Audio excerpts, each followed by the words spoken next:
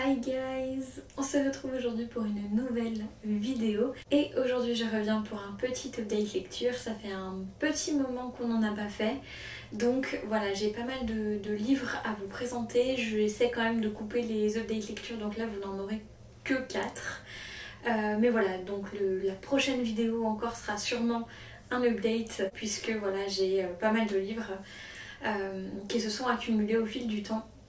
Donc voilà, on va commencer tout de suite. J'en ai 2 avec moi et 2 que je n'ai pas avec moi, puisque comme j'ai déménagé dans le sud, j'ai dû laisser un certain nombre de mes livres chez mes parents. Donc voilà, ceci explique cela et on va commencer tout de suite par le premier livre, qui n'est autre que The Boy in the Striped Pyjamas de John Boyne. Alors ce livre, comme je viens de vous le dire, je ne l'ai pas avec moi. J'ai hésité à l'emmener.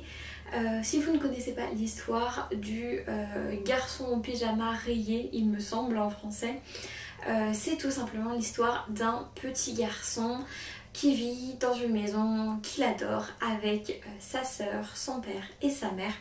Et un jour, ses parents vont lui annoncer que ils déménagent tous ensemble.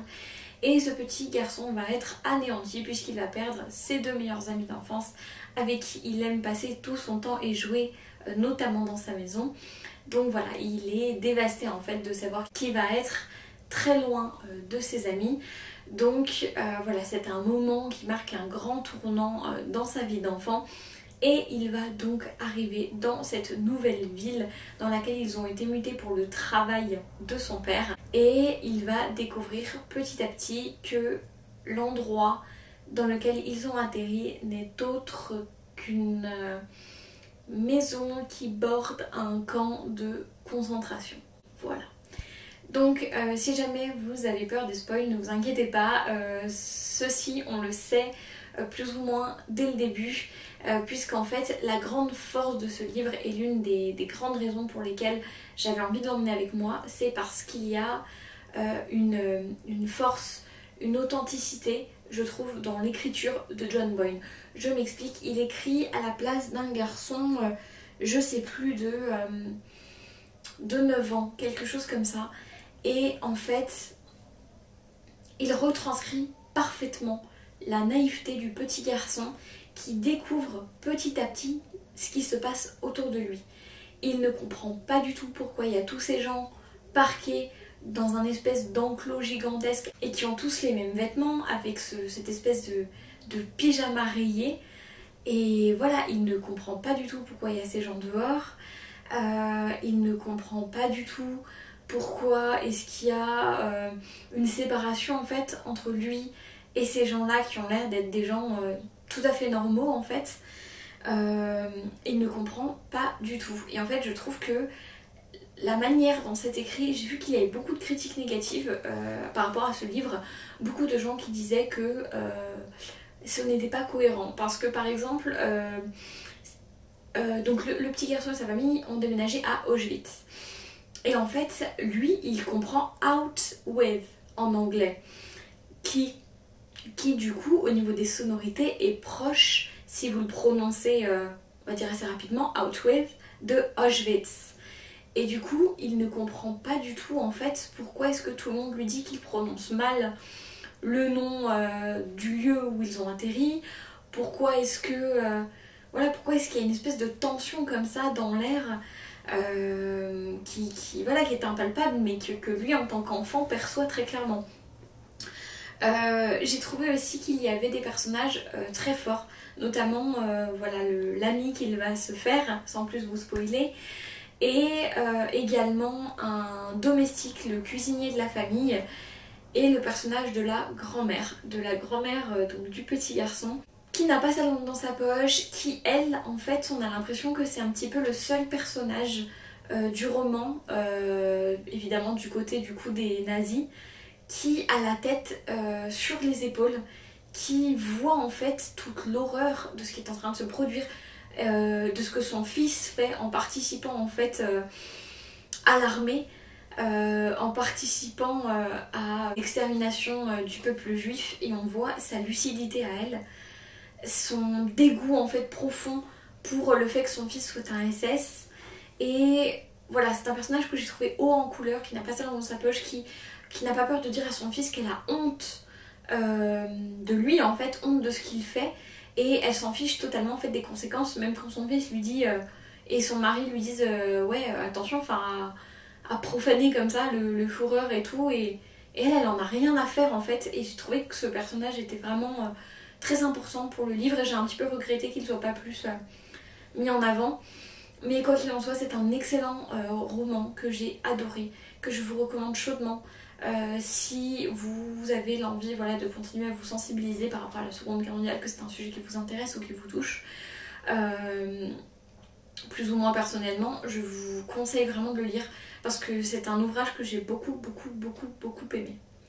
Ensuite, on va passer au deuxième livre de cette update lecture qui n'est autre que Les Mémoires d'une jeune fille rangée de Simone de Beauvoir. Et mon Dieu, comment vous dire que j'ai adoré ce livre. Ça fait partie maintenant de mes livres préférés. C'est un livre qui m'a accompagnée, avec lequel j'ai l'impression que j'ai tissé une espèce de relation en fait, comme ça peut arriver en fait avec certains livres qui vous touchent d'une manière très particulière. Je me suis énormément identifiée à Simone lorsqu'elle était jeune. Si vous ne connaissez pas du tout Les Mémoires d'une jeune fille rangée, en fait c'est tout simplement le récit de l'enfance et de l'adolescence de Simone de Beauvoir. Elle écrit avec ses plumes à la fois qui se veut très franche, très réaliste et en même temps très poétique. C'est-à-dire qu'elle n'a pas peur de parler de ses défauts, des défauts de sa famille, de ce qu'elle déteste chez les membres de sa famille, de ses propres incohérences, de ses propres limites, de ses rêves, de ce à quoi elle aspire. C'est quelqu'un qui a une énorme force, qui veut vraiment être quelqu'un par elle-même. Elle ne veut pas être la fille de quelqu'un, elle ne veut pas être la femme de quelqu'un, elle veut vraiment être quelqu'un, tout court. Et c'est émouvant, c'est extrêmement bien écrit. Je sais que Simone de Beauvoir est un personnage extrêmement contesté puisqu'elle est plus ou moins accusée d'avoir collaboré, notamment pendant la Seconde Guerre mondiale. Voilà, c'est un personnage que je prends avec des pincettes, on va dire, mais qui, sous beaucoup d'aspects, reste une source d'inspiration féministe pour beaucoup de personnes, dont moi. Même si évidemment c'est pas quelqu'un qui est tout blanc ou tout noir, c'est quelqu'un voilà, sur qui il faut se renseigner, où il faut voilà, voir aussi ce qu'elle a fait qui n'est pas génial, notamment ses relations un petit peu limite, voire très limite avec ses étudiantes et ses étudiants. Voilà, ça leur arrivait avec son mari, avec Sartre, dont on ne parle quasiment pas en fait dans ce livre, seulement à titre anecdotique, d'avoir des relations en fait avec leurs étudiants ensemble.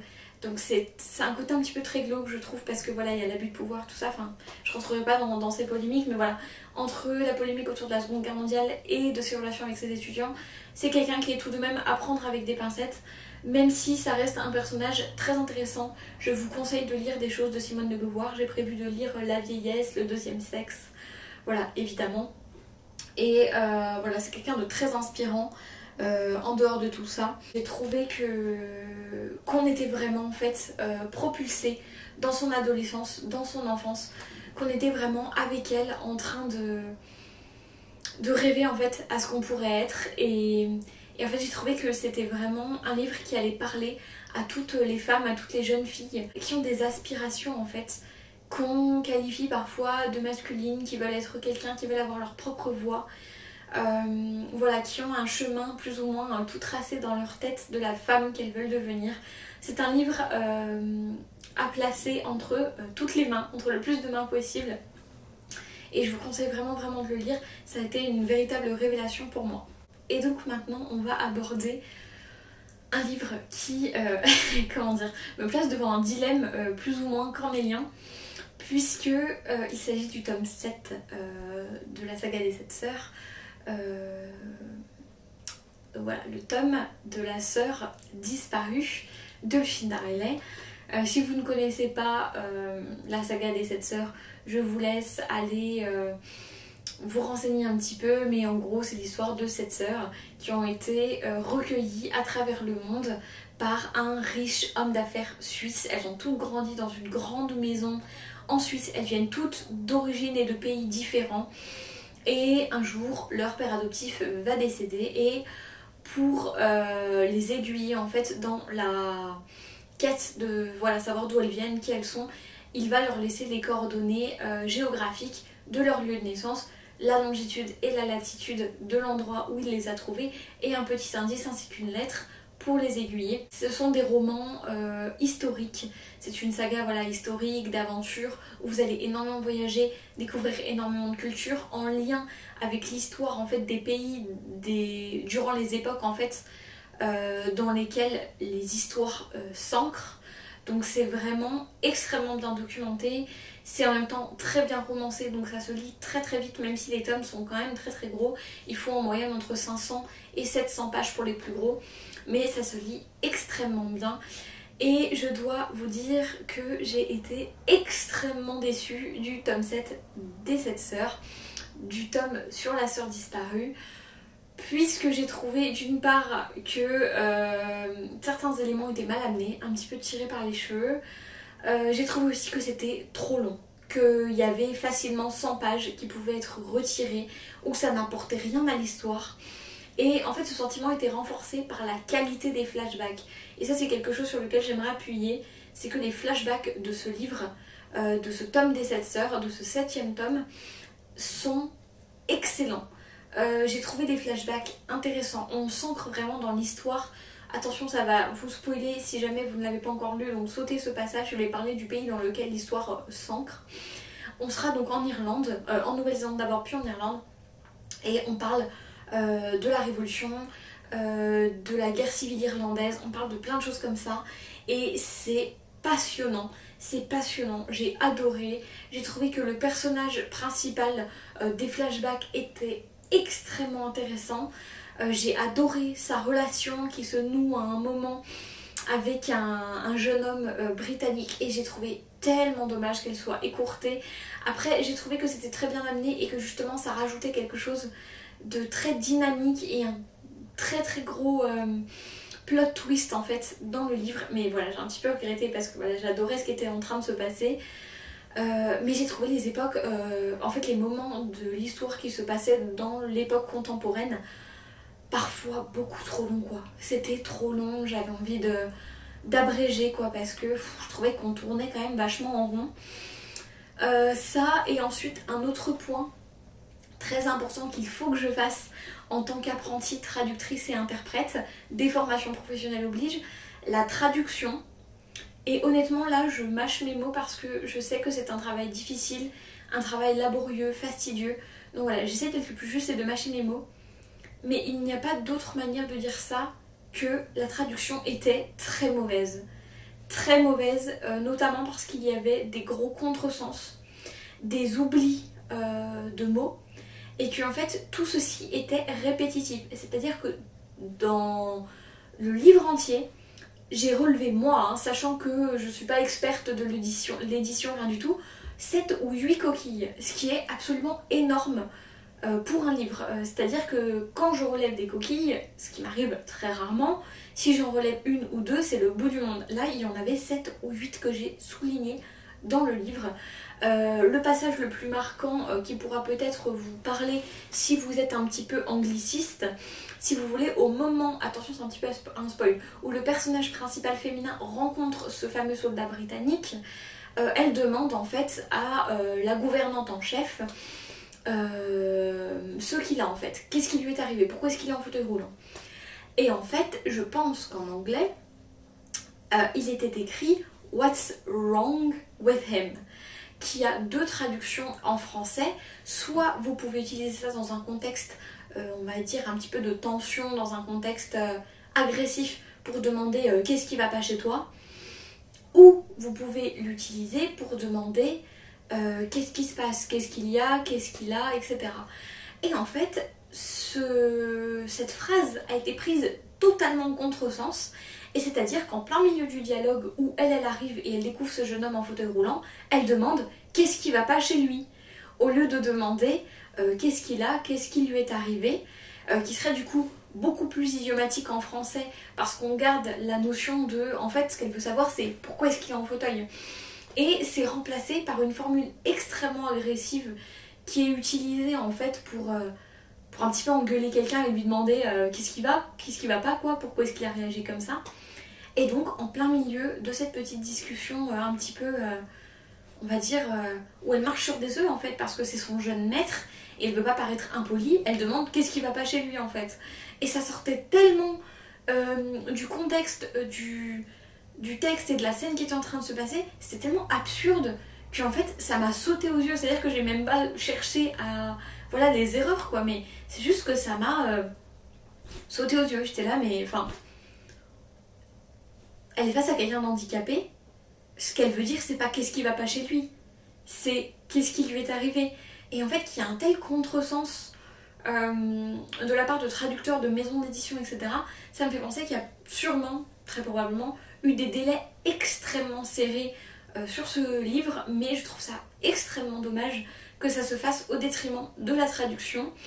Il y a aussi un passage où il y a carrément un verbe qui a sauté, donc c'était marqué elle a, et admettons c'était faim, donc elle prend un sandwich, donc ça faisait elle a, donc elle prend un sandwich, enfin des choses comme ça, voilà, c'était pas exactement cet exemple là mais c'est pour vous illustrer, voilà, des verbes qui sautent, enfin des choses comme ça, et j'ai trouvé ça très très dommage pour un tome 7 il me semble à 21 € d'avoir une traduction aussi bâclée, ce qui n'est, on s'entend bien, hein, absolument pas la faute très probablement des traducteurs mais plutôt des maisons d'édition qui donnent les projets trop tard aux traducteurs et qui donnent des délais impossibles à tenir avec des rémunérations qui sont de plus en plus basses. Enfin ça c'est un autre sujet, encore une fois désolée, des formations professionnelles, mais je trouve que c'est important aussi et que ça peut être intéressant de parler de l'aspect traduction dans la littérature. Donc voilà, étant donné que c'est ma spécialité, je me permets de faire un petit point là-dessus en disant que voilà, c'est très dommage pour avoir, enfin voilà, en parlant d'un livre qui se vend autant, qui est quand même assez coûteux on va dire,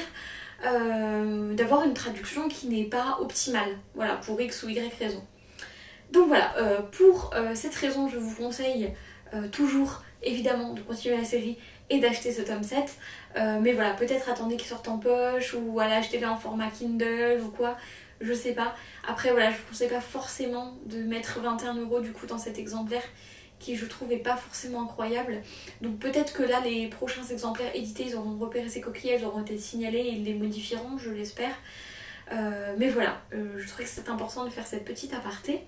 On va conclure ce petit update lecture avec le 4e et dernier livre qui n'est autre que The Great Gatsby de F. Scott Fitzgerald. Et vraiment, je ne cesserai de vous recommander cette édition qui est du coup une édition en anglais, tout comme l'édition de The Boy in the Striped Pyjamas. Donc si vous pouvez lire l'anglais, je vous conseille de lire l'édition Penguin Modern Classics, puisque déjà d'une part elle n'est pas très chère, elle coûte 7 pounds, donc je crois que moi je l'ai payé 9 €, quelque chose comme ça. Et en plus c'est une édition d'une extrême qualité. Vous avez une introduction qui a été écrite par Tony Tanner en 1990. Et cette introduction, comme vous allez le voir, est assez longue, hein, elle est assez longue. Mais ce que j'ai adoré, c'est qu'en fait, c'est une introduction qui est extrêmement complète. C'est-à-dire qu'en fait, vous avez énormément de remises en question en fait, à propos d'événements qui se passent dans le livre ou dans la vie de l'auteur et qui en fait, parce qu'ils sont expliqués et détaillés, vous offrent une toute nouvelle perspective du livre, une toute nouvelle lecture possible en fait à la lumière de ces éléments. Ça vous apporte en fait énormément de clés et d'outils pour avoir une lecture éclairée en fait sur The Great Gatsby, et en fait ça explique extrêmement bien les enjeux et les symboles de ce livre, puisque vous voyez, il y a une énorme critique de l'industrialisation de l'Amérique, de cette espèce de frénésie à tout consommer, à produire et à tout ce que ça crée comme déviance, comme problème. Et j'ai trouvé que c'était un livre éminemment politique, extrêmement romantique dans le sens vraiment plein du terme. Et en fait ces deux aspects, politiques et romantiques, sont intrinsèquement liés, et vraiment on a une qualité d'analyse dans cette introduction qui ensuite vous permet, même si vous n'y connaissez pas grand chose à l'Amérique de ces années-là, qui vous permet en fait d'avoir une lecture vraiment oui éclairé en fait, de comprendre pourquoi est-ce que ça se passe comme ça. Il s'appuie en plus sur des exemples du livre, donc ça vous permet d'avoir en fait en premier lieu une analyse de ce que vous allez lire, pour à la fin du livre avoir une lecture où vous êtes ah bah oui j'ai repéré qu'il y a telle critique de telle chose, etc. Et en fait ça vous permet de faire cette analyse tout en douceur au fur et à mesure de votre lecture, et j'ai trouvé que c'était une très grande force. En plus elle est très bien menée, très bien documentée cette introduction, et j'ai trouvé que vraiment c'était un gros plus pour moi. J'ai vraiment adoré ma lecture, je l'ai vraiment savourée. En cours de route en plus avec mon copain on a regardé le film avec Leonardo DiCaprio parce que vraiment je le trouve excellentissime, même si tout ne concorde pas forcément. Mais voilà, il y a beaucoup de messages comme ça.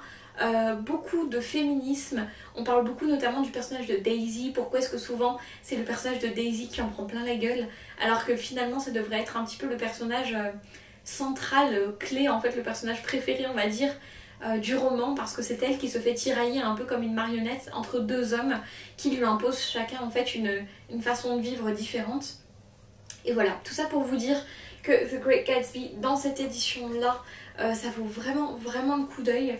Si vous aimez les classiques, en plus il est vraiment très court hein. C'est à dire qu'il fait 170 pages, donc vraiment lancez-vous. Vous avez un petit peu de mal avec l'anglais, c'est pas forcément un texte que je vous conseille pour débuter.